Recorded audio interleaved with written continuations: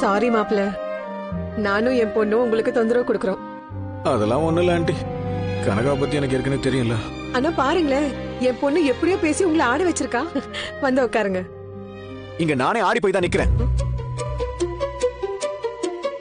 ஏன் மாப்ள இப்படி சொல்றீங்க? என்னாச்சு?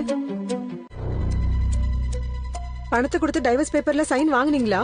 இல்ல ஏதாவது பிரச்சனை பண்றாங்களா? இல்ல ஆண்டி, அதெல்லாம் ஒண்ணு இல்ல.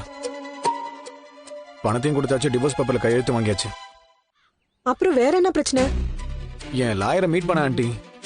டிவோர்ஸ் கேஸ் முடிகிற வரைக்கும் கொஞ்சம் கேர்ஃபுல்லா இருக்க சொல்லியிருக்காங்க. என்னை பத்தி ஏதாவது தப்பா நியூஸ் வந்தாலோ, என்னால வேற பிரச்சனை வந்தாலோ டிவோர்ஸ் தராம இழுத்தடிப்பாங்கன்னு சொல்றாங்க. என்ன மாப்ள சொல்றீங்க? நீங்க தான் அவங்க கேட்ட பணத்தெல்லாம் கொடுத்துட்டீங்களே, அப்புறம் என்ன பிரச்சனை? ஆண்டி, பணம்லாம் கொடுத்தாச்சு, ஓகே. ஆனா அபிஷியலா இன்னும் டிவோர்ஸ் கன்ஃபார்ம் ஆகலல்ல. இல்ல வேற ஏதாவது பிரச்சனை வந்தா டிவோர்ஸ் கிடைக்காது, இன்னும் லேட் ஆகும்னு சொல்றாங்க. ஐயோ மாப்ள, என்ன மாப்ள இப்போ என்ன பண்றது? அதான் டிவோர்ஸ் கிடைக்கிற வரைக்கும் இந்த சாந்தி முகூர்த்தத்தை தள்ளி வச்சிடலான்னு சொல்ல வந்தேன். என்ன மாப்ள இப்படி சொல்றீங்க? அமாவாசை அன்னைக்கு ஃபர்ஸ்ட் நைட் ஃபிக்ஸ் பண்ணிருக்கோம். நான் அதெல்லாம் நம்பி தானே உங்களுக்கு பணமே கொடுத்தேன். இப்போ வந்து திடீர்னு இப்படி சொன்னா எப்படி? ஆண்டி, அமாவாசை மாசம் மாசம் வரும். ஆனா இப்ப என்ன பத்தி தப்பான நியூஸ் ஏதாவது வெளியில வந்துச்சுன்னா என் மேல கேஸ் வந்துடும். அப்புறம் டிவோர்ஸும் கிடைக்காது. அப்புறம் நம்ம நினைச்சது எதுவுமே நடக்காம போயிடும். கொஞ்ச நாள் பொறுத்துக்குங்க ஆண்டி. டிவோர்ஸ் பேப்பர் கைக்கு வந்த அடுத்த நிமிஷத்துல இருந்து நான் உங்க வீட்டை விட்டு எங்கேயும் போக மாட்டேன். உங்க பொண்ணு கூடவே தான் இருப்பேன். என்ன மாப்பிள்ள, கல்யாணம் பண்ணிட்டு என்கிட்ட இருந்து பணம் வாங்கிட்டு இப்ப இப்படி சொல்றீங்க? இல்ல ஆண்டி, நான் சொல்றது அத்தனையும் முழுக்க முழுக்க உண்மை. தயவு செஞ்சு புரிஞ்சுக்கங்க. கொஞ்ச நாள் அட்ஜஸ்ட் பண்ணிக்கிட்டீங்கன்னா பின்னாடி நமக்கு எந்த பிரச்சனையும் வராது.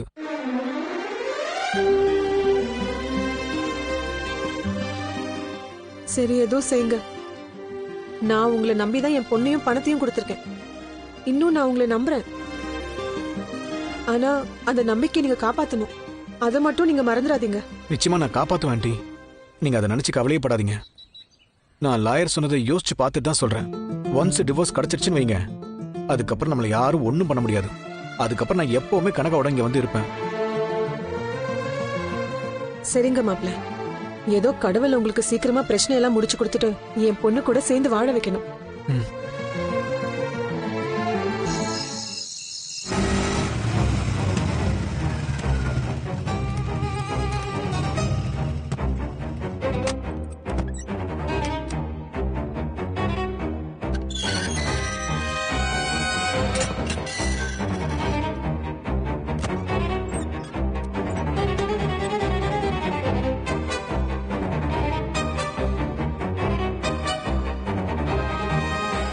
சீதா, கண்டுபிடில எதுக்கு உள்ள விட்டுருக்க?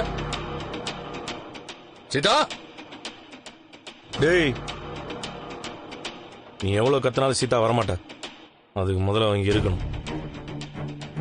டேய், நீ எதுக்கு இங்க வந்த? உன் வீட்டுக்கு வரணும்னா எனக்கு ஒன்றும் ஆசை கிடையாது. ஆனா வர வேண்டிய சூழ்நிலை நீ தான் உருவாக்கி இருக்க. என்ன உளறிட்டு இருக்க? சீதா எங்க? உன்ன மாதிரி மிருகம் இல்லாத மனுஷங்க மட்டும் வாழ்ற இடத்துல சேஃபா இருக்கிறான். என்ன விளையாடிட்டு இருக்கியா? அவ என்கிட்ட சொல்லாம எங்கேயும் போக மாட்டான். அந்த தைரியத்துல தானே ஆடிட்டு இருந்த. அவன் உன் மேல இருந்த அக்கறையில பொறுத்து போனதும் உனக்கு இலக்காரமா போயிடுச்சுல. நானும் மீனாவும் அவளை எப்போ கூட்டு போயிட்டோம். என் பொண்டாட்டியை கூட்டு போறதுக்கு நீ யாரா? யாரை கேட்டு கூட்டு போன? யாரு கேட்கணும்? என்ன கேட்கணும்? என்ன கேட்காம அவன் கூட வந்துருவாடா? நீ அவளை பொண்டாட்டியா நடத்திருந்தா எதுக்குடா அவன் நாங்க கூப்பிட்டு எங்க கூட வர்றான்? ஏய், தேவையில்லாம பேசிட்டு இருக்க. என் குடும்ப விஷயத்துல தலையிட்டதுக்கு நீ யாரா? நீ ஆஃப்டர் ஆல் ஒரு டிரைவர், நான் ஒரு கவர்மெண்ட் எம்ப்ளாய். நான் டிரைவர் தான்டா. ஆனா என் பொண்டாட்டியை நான் தங்கம் மாதிரி வச்சிருக்கேன். அவ சந்தோஷமா என் கூட வாழ்றான். ஆனா பாதுகாப்பு கொடுக்குற போலீஸ் வேலை பாக்குற நீ கட்டின பொண்டாட்டி கூட உன்னால ஒழுங்கா பாதுகாக்க முடியல. உன்னை நம்பி உனக்காக போராடி உன்னை கட்டிக்கிட்ட பொண்ணுடாவ இப்படி போட்டு அடிச்சு வச்சிருக்க. உனக்கெல்லாம் மனசாட்சி ஒண்ணு இருக்காது. என்ன நியாயம் கேட்க வந்திருக்கியா? அவ ஏன் பொண்டாட்டி, நான் அடிப்பேன், என்ன வேணா செய்வேன். அது கேட்க நீ யாரா? அது என் குடும்பம்டா. சீதா என் வீட்டு பொண்ணு. அவளை நீ அடிச்சு நான் பார்த்துட்டு இருக்கணுமா? அடிச்சு மூஞ்செல்லாம் காயமாக்கி வச்சிருக்க. உனக்கு மூஞ்சி இருக்குல்ல, அடிச்ச ரத்தம் வரல. ஏய், என் வீட்டுக்கு வந்து என்ன மிரட்டுறியா? உன்னெல்லாம் உட்கார வச்சு பேச விட்டேன் பாரு. உன்னெல்லாம்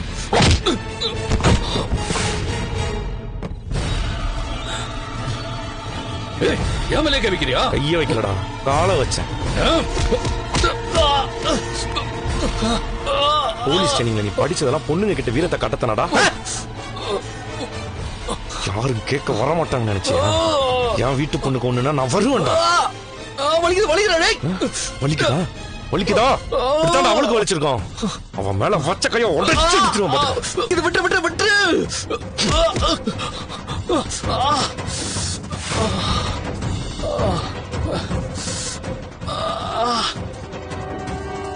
பெல்ட்டை கழட்டி அடிச்சிருக்க.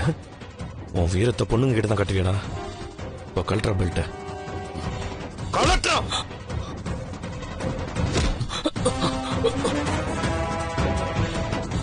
இவ்வளவுதான் உன் வீரம். ஏய், போலீஸ் என் மேல நீ கை வச்சிருக்கேன்னு கம்ப்ளைண்ட் கொடுக்க போறியா? போலீஸ் டிரைவர் ஒருத்த வீடேறி வந்து அடிச்சான்னு கேஸ் கொடுக்க போறியா? கொடு, எனக்கு ஒண்ணும் கவலை இல்ல. ஆனா அது உனக்கு தான்டா அசிங்கம்.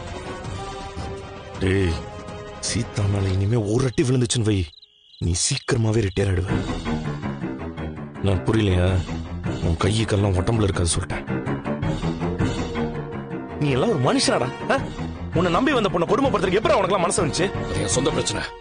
ஒழுங்கா அவளை என் வீட்டுக்கு அனுப்பி வை, இல்ல என் பொண்டாட்டியை கடத்திட்டு போயிட்டுன்னு கேஸ் கொடுப்பேன். நான் இங்க வந்து பார்த்தப்ப சீதா இருந்த கண்டிஷனோட அவளை அப்படியே ஸ்டேஷனுக்கு கூட்டு போயிருந்தேன் வை, நீ நேரம் ஜெயிலுக்குள்ளதான் இருந்திருப்ப.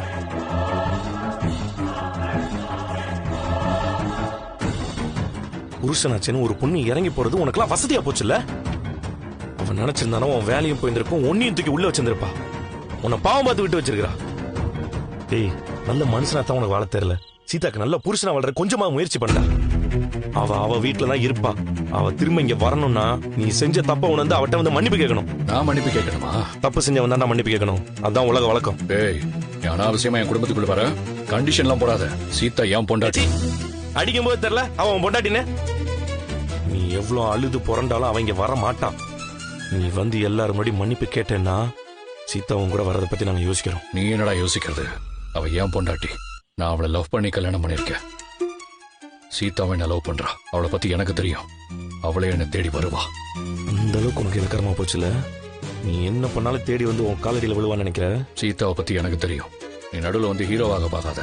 அவ என்ன தேடி வருவா. அது இந்த ஜென்மத்துல நடக்காது. நீ மன்னிப்பு கேட்காம அவங்க வர மாட்டா.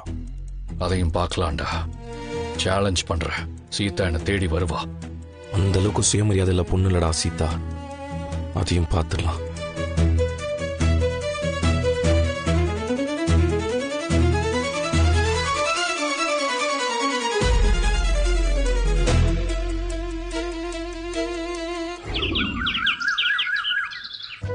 $2,900. கரெக்டா இருக்கா பாரு. $2,900.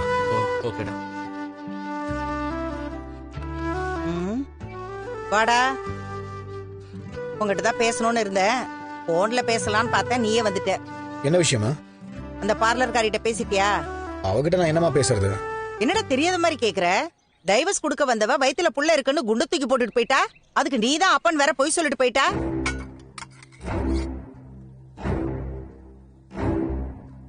அத பத்தி அவகிட்ட கேட்க சொன்னேன்ல. யாருகிட்ட என்ன கேட்க சொன்ன? அது ஒண்ணு இல்லப்பா, பார்லர் அம்மா கிட்ட இவனை போய் பேச சொல்லியிருக்காங்க. எதை பத்தி? அதான்ப்பா இவன் குழந்தைய பத்தி. டேய், அது இவன் குழந்தை இல்ல. ரோஹிணி இவர்தான் அப்பான்னு சொல்றாங்களே. அது வடிகட்டினா பொய். டைவர்ஸ் கொடுக்க கூடாது நாடகம் ஆடுறா. ரோஹிணி டைவர்ஸ் கொடுக்க ஒத்துக்கிட்டு தானே அத்தை இங்க வந்தா. அப்புறம் ஏன் கொடுக்காம போனா? கர்ப்பமா இருக்கிறது தெரிஞ்சது அவன் முடிவை மாத்திக்கிட்டா. குழந்தைய பத்தியும் அவன் யோசிக்கணும்ல. நீ என்ன அவளுக்கே வக்காலத்து வாங்கிட்டு இருக்க? அவளை பத்தியும் நம்ம யோசிக்கணும்ல அத்தை. அவளை பத்தி நான் எதுக்கு யோசிக்கணும்? அவளே ஒரு பித்தலாட்டக்காரி. வாயை திறந்தாலே பொய் தான் சொல்லுவா. இப்பவும் அததான் பண்ணிருக்கா.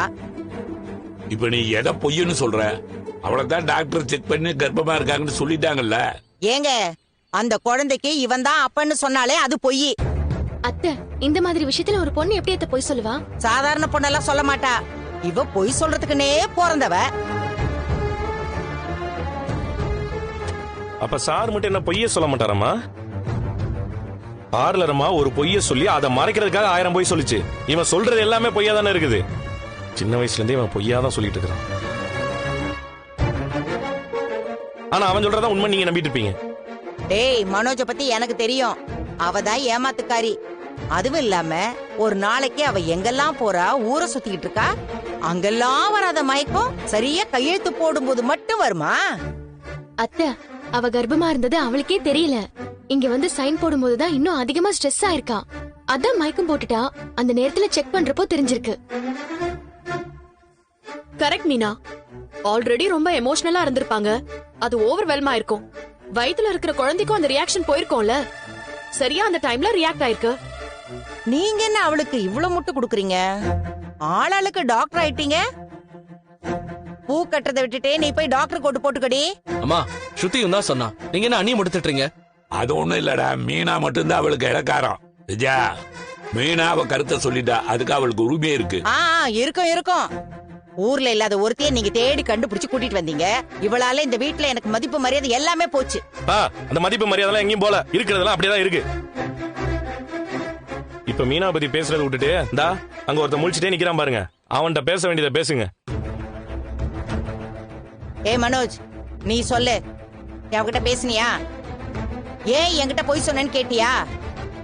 அது உன் குழந்தை இல்லைன்னு சொல்லிட்டல்ல. அம்மா, நான் பேசலம்மா. ஏண்டா? நான் ஃபோன் பண்ண சுவிட்ச் ஆஃப்னு வருது. அப்ப நேர்ல பார்த்து பேச வேண்டியதானே? ஆல்ரெடி நேர்ல மீட் பண்ணதுனால தானே இப்ப இவர் ஃபாதர் ஆயிருக்காரு. கரெக்டா தான் போல குரலே. இந்த பூனையும் பால் குடிக்குமான்ற மாதிரி மூஞ்சி வச்சுட்டு எல்லா திருட்டு வேலையும் பாக்குறான் இவன். டேய், நீ பேசாம இருடா. மனோஜ், நீ ஏன் பேசல? அம்மா, அவ ஊர்லயே இல்ல நினைக்கிறேம்மா. பாத்தீங்கல்ல, அவ சொன்னதுல உண்மை இருந்திருந்தா அவ இங்கே இருந்திருக்க வேண்டியதானே. அவ டிராமா பண்ணிருக்கா. இங்க இருந்தா குட்டு வெளிப்பட்டுருன்னு எங்கயோ ஓடி ஒளிஞ்சிட்டா. நீயா ஏதாவது ஒரு கற்பனை பண்ணிட்டு பேசாத. இவகிட்ட கேட்டா என்ன ஆக போகுது? அவதான் என் வயித்துல வளர்ற குழந்தைக்கு இவன் தான் அப்பேன்னு சொல்றான்ல. எனக்கு என்னமோ இவன் மேலதான் சந்தேகமா இருக்கு. ஆமாப்பா, இவன் தான் போய் சொல்றான். டேய், நான் பொய்யெல்லாம் சொல்ல. ஏங்க, கண்டவள நம்புவீங்க, நம்ம பையனை நம்ப மாட்டீங்களா? நம்புற மாதிரி இவன் இந்த காலத்தில் நடந்துக்கவே இல்லையே. அப்பா, சத்தியமா எனக்கு எதுவும் தெரியாதுப்பா. பா, உன்னை நம்பாதீங்க. கண்டிப்பா ஏதோ நடந்திருக்கு. முதல்ல அதை கண்டுபிடிக்கணும். டேய், நீ என்னடா கண்டுபிடிக்க போற? உனக்கு இதுக்கு என்ன சம்பந்தம்? சம்பந்தம் இருக்குதுமா. இவன் பண்ற தப்பெல்லாம் அப்பாவோட கௌரவத்தை தானே பாதிக்கும். அதை பார்த்துட்டு நான் சும்மா இருக்க முடியுமா? இவர் சொல்றதும் சரிதானே மாமா. ரோஹிணி சொன்ன மாதிரி இவர் அந்த குழந்தைக்கு அப்பாவா இருந்தா அந்த குழந்தை நம்ம வீட்டு வாரிசு. கர்ப்பிணி பொண்ணு விரட்டி விட்ட பாவம் நம்ம குடும்பத்துக்கு தானே வரும். ஏய், அவளே இந்த குடும்பத்துக்கு பிடிச்ச பெரிய பாவம் தாண்டி. மீனா சொன்ன மாதிரி நம்ம குடும்பத்துக்கு தான்ப்பா இது கெட்ட பேரு. நாளைக்கு உண்மை வெளில வந்துச்சுன்னா உங்களுக்கும் அம்மாவுக்கும் தான்ப்பா அவமானமாகும். அதனாலதான் இதை கண்டுபிடிக்கணும்னு சொல்றேன்பா. நீ சொல்றத என்னமோ சரிதான்டா. என்னங்க நீங்களும் இப்படி சொல்றீங்க? ஒரு பொண்ணோட சாபம் இந்த வீட்டுக்கு வந்தா நம்ம யாரு நிம்மதியா இருக்க முடியாது. இன்னும் 2 பசங்க இருக்காங்க. அவங்களுக்கு குழந்தை பிறந்து சந்தோஷமா வாழணும். ரோகிணி சாபத்தால அவங்க வாழ்க்கையை பாதிக்க கூடாது.